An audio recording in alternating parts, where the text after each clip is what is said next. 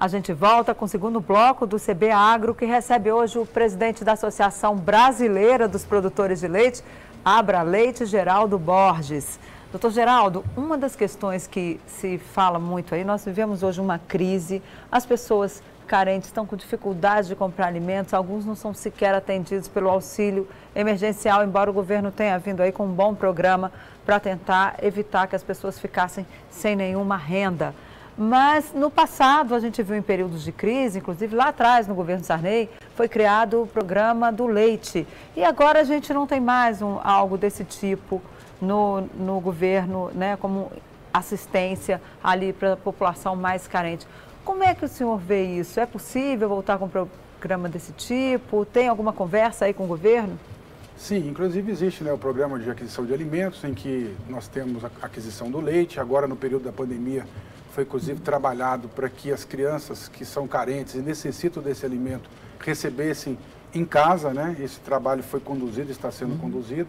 Existem várias dificuldades, no Brasil as coisas são muito lentas, mas existe algum trabalho feito. Isso precisa ser ampliado a nível nacional e a nível aqui do Distrito Federal existia o programa de aquisição de leite do governo aqui, que foi extinto no início do governo Agnello e que era necessário se trabalhar alguma coisa parecida para que possa reintegrar isso aqui dentro do Distrito Federal.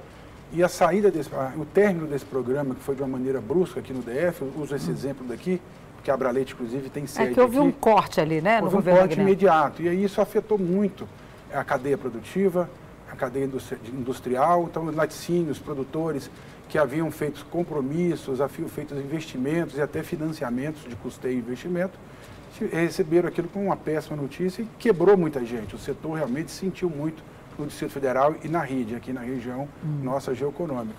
Então é importante que esse governo, até eu estive conversando com o secretário da Agricultura, que assumiu há pouco tempo aqui no Distrito Federal, e conversamos nesse sentido, até da Abraleite auxiliá-lo no que for necessário, para que se implante algo que possa incentivar aqui a nossa região do Distrito Federal, que não é autossuficiente no abastecimento com que nós produzimos de leite e derivados aqui na região. E qual foi a resposta?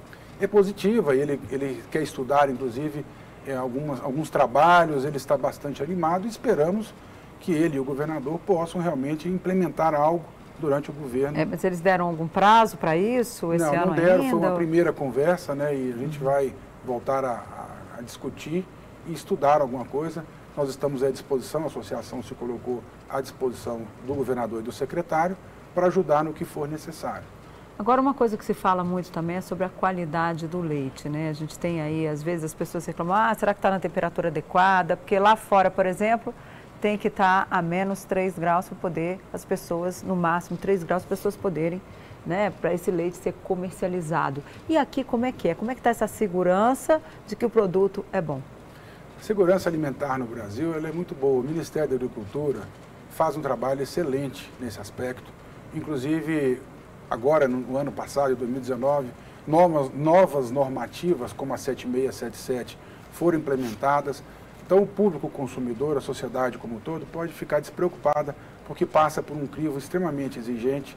E isso não vale só para o leite. O nosso governo federal tem um rigor muito forte, até porque nós exportamos para centenas de países, vários alimentos, e são países super exigentes. Então, essa é uma preocupação que não precisa ter. Todos os nossos produtos são extremamente produzidos, né, e industrializados com muito cuidado, e existe realmente esse crivo do governo que também controla e dá essa segurança à população. Podem consumir leite e derivados, são alimentos riquíssimos, altamente riquíssimos em proteína, vitaminas, cálcio, né, outros minerais.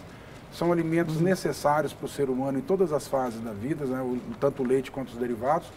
A única fase que a gente não recomenda é justamente aquela que o pediatra pede que seja o leite materno, ou seja, a criança até 1 ano de vida, o ideal é que amamente na mãe. Fora isso, como os próprios pediatras recomendam, o leite é fantástico, não só ele na forma fluida, né, como também todos os derivados de leite. Agora, em relação aos queijos artesanais, aí também uma preocupação grande. Como é que está sendo essa, depois daquele episódio que nós até estamos aqui no primeiro bloco, lá do Rock in Rio, como é que está sendo esse cuidado aí para evitar até que casos como aquele aconteça e também que haja qualidade no produto, né? Só para você ter uma ideia, e quem nos ouve, quem nos assiste, a lei do selo arte, que é uma lei que viabiliza a comercialização do queijo artesanal e de outros derivados lácteos artesanais, como requeijão, doce de leite, etc., ela foi sancionada no governo Temer. Um ano depois, que foi no meio do ano passado, foi feito decreto pelo presidente Jair Bolsonaro e levou-se um pouco mais de um ano, para que a regulamentação dessa lei fosse concluída dentro do Ministério da Agricultura, para que tivesse realmente segurança para o consumidor. Então, todos esses produtos, eles são inspecionados, então eles passam por um serviço de inspeção como o produto industrializado, e eles vão poder ser comercializados também desde que eles atendam todos esses rigores e todas essas exigências, mas também que eles tenham a característica artesanal, que sejam realmente produzidos de forma artesanal e geralmente com algum legado, né, com alguma história ou com alguma vantagem ali, algum sabor maior, alguma coisa melhor para o público consumidor. Agora, então, há uma recomendação. Não há preocupação em relação aos produtos artesanais hoje, que tem uma lei que regulamenta, que é a lei do selo arte. Há alguma regulamentação que só consumam os produtos que têm esse selo? Porque, de repente, a pessoa pode surgir lá com alguma coisa, não, olha, eu tenho o selo arte. Não, o selo está sendo implantado, Denise, inclusive são poucos produtores que já, ou agroindústrias que já obtiveram esse selo. Todos que passam por inspeção, seja municipal, estadual ou federal, oferecem segurança à população. Então não há que restringir um que seja fiscalizado municipalmente, estadualmente ou a nível federal e que não obtenha o selo arte. O que importa é ele passar por um serviço de inspeção que nos traz a segurança alimentar. O senhor falou do governo Bolsonaro. O presidente esteve em Bagé, lá no Rio Grande do Sul, há umas 2 semanas, e lá os produtores de leite estiveram com ele e reclamaram, eles pediram que houvesse mais recursos do Proagro para silagem e pastagens, que diz que lá está muito difícil a situação ainda dos produtores. Como é que está isso? O senhor já tem acompanhado esse assunto? Sim, como eu disse, a Abraleite é de abrangência nacional, ela tem associados em todo o Brasil, todos os municípios praticamente, e nós temos, inclusive, bastante associados no Rio Grande do Sul, que participaram, os 3 produtores que foram falar com o presidente são membros da Abraleite, e nós conhecemos bem. O Rio Grande do Sul é um caso, inclusive, atípico, porque os problemas que nós temos na cadeia, que são problemas que estão sendo resolvidos, eles existem em todos os estados. Porém, o Rio Grande do Sul passou por uma seca muito forte e que trouxe muitos problemas e prejuízos específicos para aquele estado. Então, os produtores de lá, pontualmente, fizeram esse pleito ao presidente, que já vinha sendo trabalhado através, por intermédio da ministra da Agricultura, alguns parlamentares do próprio Rio Grande do Sul, como o deputado Ronaldo Santini, o próprio senador Reis, quer dizer, parlamentares do Sul, que são da Frente Parlamentar da Agropecuária aqui em Brasília, e que também participamos agora, recente, junto com a Frente Parlamentar, de um fórum que discutiu todos esses problemas e o governo está trabalhando junto com as instituições, como é o caso da Abraleite, para que a gente possa implementar ações em cima dessas reclamações que foram colocadas no fórum e que são praticamente as mesmas que foram ouvidas pelo presidente lá no Rio Grande do Sul. Vai ter orçamento para atender esses produtores? Esse é o problema, né, Denise? O governo gastou, no período da pandemia, o que ele gastaria em muitos anos. Então, a gente fica difícil ter uma previsão, a gente ouve isso do próprio governo, mas como o agro está indo muito bem e as exportações motivam para que o setor todo tenha um crescimento, o que a gente precisa é isso, é expandir a nossa cadeia produtiva do leite, tornando ela mais competitiva, principalmente nesse quesito de custo de produção, para que a gente possa competir com outros países e não só ter um ótimo consumo interno, mas também venda, exportação em grande volume, para que a gente se coloque como um dos maiores exportadores de lácteos do planeta. E aqui no Centro-Oeste, onde também estamos passando, aliás, por um período de estiagem grave, e como é que vai ficar essa produção?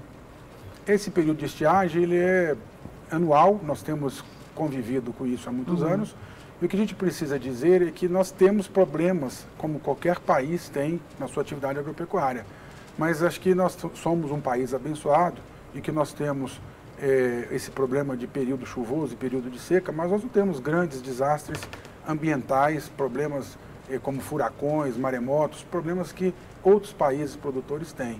Então o Brasil é uma dádiva, né? A gente tem que agradecer a Deus por esse país maravilhoso, com vários recursos, muito recurso natural, e a gente consegue sim administrar a produção. Na seca ela é coberta por excessos que são produzidos nas águas, né? E a gente tem no período chuvoso, a gente tem que saber administrar isso muito bem. Um dos pontos que a gente precisa melhorar no Brasil é a assistência técnica, principalmente ao pequeno produtor. Mas a Embrapa já não faz esse trabalho? Esses trabalhos são das ATERs, das empresas como a Emater, aqui no Citeral existe a Emater, em Minas Gerais existe a Emater, existem essas empresas que a gente chama de ATERs, que elas trazem essa parte de assistência técnica. A Embrapa é pesquisa, né? Então não é o papel dela. A Embrapa, inclusive, é uma instituição fantástica, nós temos orgulho de ter a Embrapa no Brasil, e o que nós queremos é que essas empresas de assistência técnica também possam ter uma injeção não só do governo federal, como dos governos estaduais, para que elas possam atuar melhor. E está faltando muito dinheiro? Algumas atuam bem, mas tem muitas dessas empresas públicas, empresas estatais que não estão funcionando como poderiam funcionar. O que precisa falta? Chegar mais a assistência técnica. Faltam técnicos, faltam recursos, faltam equipamentos. Qual é a principal? O principal é recursos que vai gerar tanto equipamentos como pessoas, como técnicos trabalhando, né? E nós precisamos que exista um investimento maior nesse setor. A Conab também precisa passar por uma remodelação, a ministra tem essa preocupação e ela está trabalhando nesse sentido. Nós precisamos desenvolver não só as empresas de assistência técnica, como também a nossa Companhia Nacional de Abastecimento, que é a Conab. E o que vem de mudança na Conab? Aí são vários, é um órgão que precisa passar por várias mudanças, né? Nós temos que... Por exemplo? Por exemplo, a questão dessa compra, da aquisição de produtos que vão ser vendidos aos produtores e que precisam dessa assistência, talvez precisa ser mais expandida. Como assim? A questão do valor. A Conab ela é uma companhia que pode adquirir os produtos que os nossos avicultores, suinocultores e pecuaristas vão precisar em períodos de carência e gerar uma estabilidade maior, já que esses produtos, como o caso do milho, são commodities e eles têm uma alta instabilidade nos seus preços. Em momentos eles vão muito acima do preço e inviabiliza, por exemplo, os pecuaristas, já que pecuarista abrange tudo, avicultura, suinocultura e bovinocultura. Pega também a parte leiteira? Com certeza, a pecuária na bovinocultura leiteira, na bovinocultura de corte. Mas a pecuária é um termo que designa qualquer criação, inclusive de suínos e aves, como eu disse, né? No início da pandemia, as pessoas reclamaram muito do preço dos produtos nos supermercados. Disseram que houve uma alta excessiva. Por que foi isso? Houve uma preocupação da população no início da pandemia que fosse haver um desabastecimento. E aí as pessoas foram, compraram e armazenaram naquele primeiro período ali, no primeiro momento, principalmente em março. Quando viu-se que não haveria desabastecimento, e isso foi mostrado não só pelo Ministério da Agricultura, como também pelo Ministério dos Transportes, que garantiu o transporte, nós falamos muito que o agro não para. E realmente o produtor não parou, as agroindústrias não pararam, mas se o transporte parar, o agro para sim. Então ações importantes foram feitas pelo Ministério do Transporte, em conjunto com o Ministério da Agricultura, auxiliado inclusive por instituições, como é o caso da Abraleite, no sentido de garantir o escoamento da produção, garantir a distribuição dos alimentos, para que não faltasse. Não adianta nada a gente continuar com a produção no campo, sem essa produção poder ser escoada. Mas as pessoas reclamavam do preço. Sim, mas aí como viram que não houve problema nem na produção, nem na distribuição dos alimentos, e que não faltaria alimentos nas gôndolas dos supermercados, a população parou de estocar. E logo depois, em abril, maio, já foi regularizando a situação. Ou seja, no momento que a população estocou, aí o preço subiu. Normal, natural, porque houve uma estocagem nos lares e que esvaziou algumas prateleiras de supermercados e gerou até um pânico que depois foi colocado realmente para a população como um todo, que não haveria risco de desabastecimento. Depois dessa questão do frango lá na China, que é até uma história que mal contada ainda, porque o frango leva 75 dias para chegar lá e de repente aí foram dizer, não, olha, tinha rastro do vírus no frango que saiu do Brasil. Como é que vocês estão trabalhando para evitar que isso ocorra em outros setores, uma vez que hoje as Filipinas até suspenderam por um período a compra aí de frango brasileiro por causa dessa denúncia aí, dessa informação da China, que ainda não foi sequer confirmada. Como é que houve esse tipo de contaminação, se é que houve uma contaminação e como é que está a contaminação de Covid, como é que vocês estão se precavendo dessa contaminação também dos funcionários dessa área? Sim, isso foi uma preocupação grande, não só do setor produtivo, né, não só dos produtores de leite, como também dos laticínios e cooperativas que produzem lácteos, que desde o início se preocuparam, as nossas instituições orientaram e nós não tivemos problemas com contaminação nem nas propriedades e nem nas nossas agroindústrias produtoras de lácteos. Isso foi um cuidado que foi tido logo no início. Nós temos reuniões todos os sábados com o Ministério da Agricultura, em que as principais instituições do setor, como é o caso da Abraleite, participa. E essas reuniões aos sábados, nós já vamos amanhã para a 17ª reunião, foram muito importantes justamente para discutirmos isso, implantarmos normas de segurança, seguindo aquilo que as instituições públicas e que foi passado para a população, para que a gente tivesse segurança e os alimentos fossem realmente seguros. Ok, muito obrigada, doutor Geraldo. Foi um prazer receber o senhor aqui e já fica o convite para o senhor voltar. O CB Agro fica por aqui. Bom fim de semana. Tudo de bom para você. Tchau.